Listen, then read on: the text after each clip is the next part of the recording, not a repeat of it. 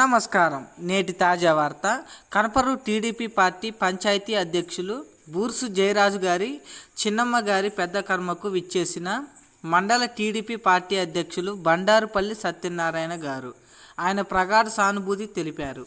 ఈ యొక్క కార్యక్రమానికి వచ్చిన టీడీపీ మండల నాయకులు, గ్రామస్తులు, గ్రామ నాయకులు, ఆయా యొక్క పరిసర ప్రాంతాల్లో ఉన్నవారు ఆయన యొక్క కుటుంబానికి ప్రగాఢ సానుభూతి తెలిపారు. ధన్యవాదములు.